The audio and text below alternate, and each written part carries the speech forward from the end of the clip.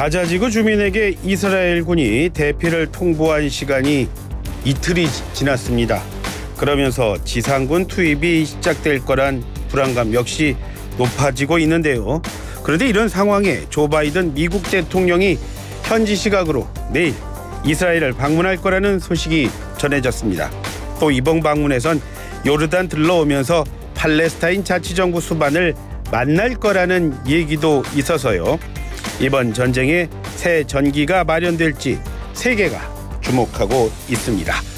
중동 전문가인 이원삼 선문대학교 명예교수를 전화로 연결하겠습니다. 교수님 안녕하세요. 예, 안녕하세요. 예, 반갑습니다. 자, 교수님, 지금 모두에 잠깐 말씀드렸습니다만 이스라엘이 가자지구 주민에게요. 딱 선 그어놓고 그 남쪽으로 대피하라고 통보한 시한이 우리 시간으로 15일 오후 7시까지였습니다. 통보 이후에는 언제든 지상군 투입을 하겠다. 그런 뜻으로 세계가 그 의지를 읽지 않았습니까, 교수님? 예, 그렇습니다. 그런데 이제 이게 지상군이 이제 들어가기 위해서 그리고 이제 지상군이 들어가게 되면 이제 민간인들의 이제 피해가 많이 생기니까 예. 이제 이 남쪽으로 대피하라는 건데 이게 사실은 현실적으로 그렇게 쉽지가 않습니다. 왜냐하면 남쪽으로 예. 이동할 수 있는 그 교통수단도 없고요. 예. 그리고 이게 그렇게 큰 지역도 아니고 세종시만한 그런 지역인데 예. 또 이 남쪽으로 가면은 그게 이제 이집트하고 연결되는 부분이거든요. 근데 이게 예. 이집트의 국경을 여는 것도 지금 미국이 협상하고 있다. 그것도 지금 보류돼서 예. 지금 닫혀 있습니다. 그러니까 더 이상 갈 데가 없는 거죠. 그러니까 지금 이집트나 이제 미국이 협상을 할 때 이스라엘이 그걸 강력하게 반대를 했거든요. 예. 만약에 라파 이집트 통행로가 열리게 되면 예. 하마스의 대원들도 민간인들을 가장해서 그걸로 빠져나갈 수 있다. 예. 그래서 이제 이스라엘이 지금 강력하게 반대를 하고 있고 거기 포격도 지금 좀 하고 있고 그렇거든요. 예. 그리고 이제 이집트도 내부 문제가 있습니다. 이것을 열어둘 경우 여기가 이제 시나이 반도 쪽인데 예. 이집트 쪽에서 보면 여기가 이제 반정부 그러니까 이집트 반정부 단체들이 활동하는 지역이라 치안에 문제가 있다 보니까 이제 이집트로서도 그런 문제 내지는 이제 난민이 대량으로 들어오게 되면 또 이제 경제적인 문제 이제 이런 것들이 여러 가지로 복합적으로 있어서 이집트도 지금 주저하고 있는 그런 상황입니다. 예. 이집트와 가자지구의 지금 라파 말씀하셨는데요. 통행하는 곳에는 이스라엘군이 있는 건 아니죠? 네, 그건 이스라엘군이 있는 것은 아닙니다. 그런데 이제 계속 미사일로서 이제 공격을 해서 열지 말라고 지금 자꾸 이스라엘은 압력을 가하고 있고, 예. 미국이나 이제 세계 여론들은 민간인 피해가 많이 생기니까 그러니까요. 예. 좀 열어서 일반 민간인들은 좀 피할 수 있게끔 하자 이제 그런 건데 그것 자체도 지금 협상이 됐다고 어제 보도에서 나왔다가 지금 이게 다시 보류된 걸로 지금 되고 있습니다. 그러니까 아마 실패한 걸로 지금 여겨지고 있습니다. 예, 열어준다고 하다가 또 그렇게 되고 그리고 어떻게 보면 또 국경을 연다 만다 하니까요.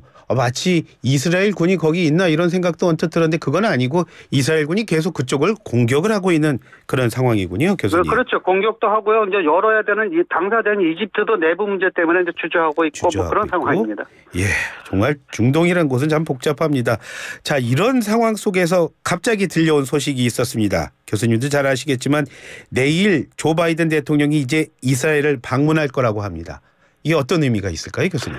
이것은 첫 번째가 확전 방지입니다. 예. 그러니까 미국으로서는 지금 다급하게 국무장관뿐만 아니라 대통령까지 간다고 하는 것은 확전될 가능성이 그만큼 높다는 것을 의미하거든요. 예. 그러니까 이제 거의 기정사실로 받아들여졌던 것이 이스라엘이 이제 지상전을 여기에 투입을 해서 하마스를 완전히 붕괴시키겠다라고 하는 거였거든요. 예. 그렇게 되면 이제 많은 민간인들이 이제 피해가 나올 것이고, 예. 그럴 때에 이제 그것을 지금 그 주변에서 경고하고 있는 단체가 어디냐면 레바논 남부 쪽에 있는 그러니까 이스라엘로서 보면은 이제 북쪽에 있거든요. 예. 그 히즈볼라가 이제 개입을 하겠다라고 이제 선언을 해놨습니다. 예. 그리고 이제 이 히즈볼라를 이제 뒤에서 조정하고 있는 것이 이제 이란이거든요.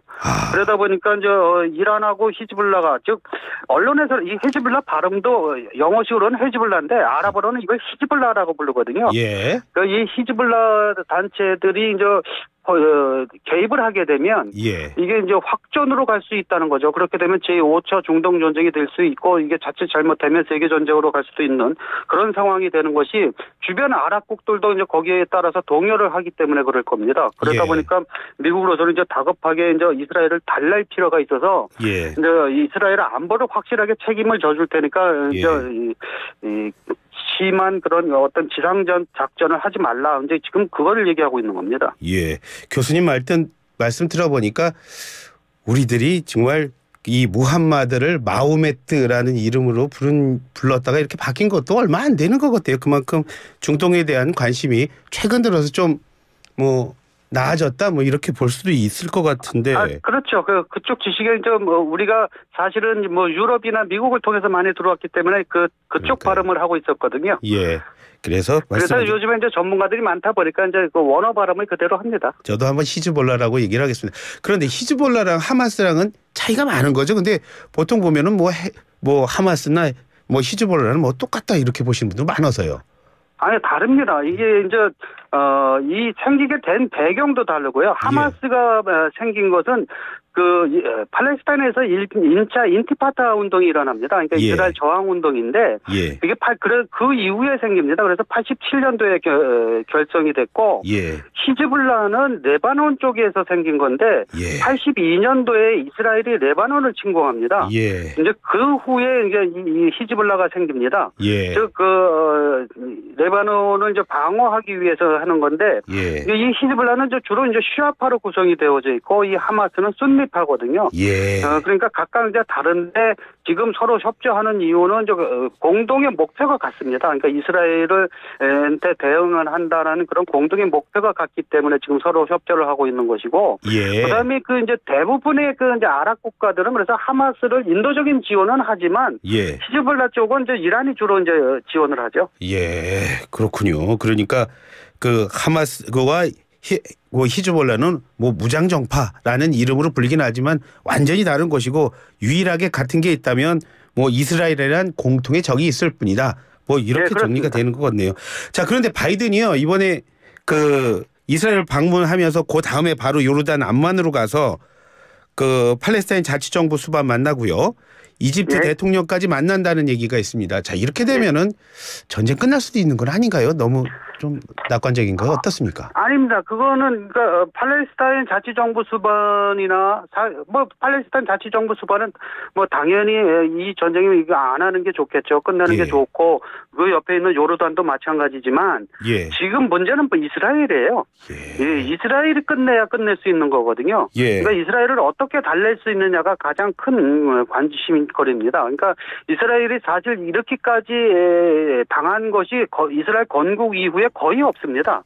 그러다 보니까 이제 이스라엘이 받은 충격도 굉장히 크고 또 하필 요 시점이 또 이스라엘이 가장 강경 우파 세력이 지금 집권하고 있기 때문에 그러니까 이제 강력한 보복을 지금 계속적으로 다짐을 하고 있어서 이제 그거를 바이든 대통령이 가서 이제 어떤 식으로 달랠 것이냐라고 하는 것이 이제 제게 관심사입니다. 그러니까 이 교수님 말씀은 뭐냐면 이거는 뭐 팔레스타인 그다음에 이집트 이쪽 요르단 이쪽 문제가 아니고 가장 핵심은 이스라엘이고 바이든이 가는 목적은 정확히 따지면 이스라엘 달래기다. 그래서 전쟁 좀 그만해라. 이런 얘기를 전달한다는 말씀이시네요.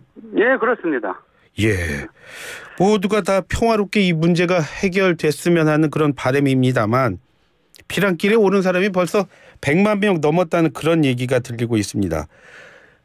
이거 어떻게 해야 될까요? 그 피난을 가더라도 그러니까 겨우 이제 지금 주로 먼저 공격할 것이 이제 이 가자 지구의 북쪽 그러니까 이스라엘의 그 남쪽인데 이제 거기서 가자 지구의 남쪽으로 가봐야 그 거리가 얼마 되지도 않지만 그 남쪽은 이미 아까 말씀드린 것처럼 이집트 쪽으로 지금 국경이 막혀 있거든요. 그러니까 더 이상 갈 데가 없어요. 그러다 보니까 이제 우선적으로 공격되는 이제 북쪽에서 잠시 피했을 뿐이지. 거기 뭐 남쪽으로 가봐야 또 무슨 식량이나 뭐 이런 것들이 해결되는 문제도 아니거든요. 왜냐하면 지금 구호품이 가자 지역으로 전혀 못 들어가고 있습니다. 그러니까 이제 유엔이나 EU에서도 지금 강력하게 요구하고 있는 것이 구호품은 들어가게 해주라고 지금 요구를 하고 있지만, 그걸 지금 이스라엘이 허용하고 있지 않습니다. 이스라엘이 너무 그렇게 뭐 충격이 컸다고는 하지만 인도적인 몰품까지 안 들어가면 결국은 시간이 길어지면 길어질수록 국제사회 비난은 커지지 않을까요, 교수님? 바로 이제 그것 때문에 지금 미국을 비롯한 이제 EU 쪽에서 얘기하고 있는 것은 예. 가자 지역을 점령한다고 해서 문제가 해결될 것이 아니다. 예. 왜냐하면 그렇게 되면 이제 반 이스라엘 감정이 더 세지기 때문에 예. 그거보다 더 심한 그런 단체들이 생겨날 수도 있다. 예. 이제 그러다 보면 이제 점점 더 이제 테러도 심하게 되고 뭐 그런 상황이기 때문에 예. 이제 그걸 이제 되도록이면 이런 이스라엘이 좀 어느 정도 좀 자제를 할 필요가 있다라고 이제 계속 달래고 있는 그런 형편입니다.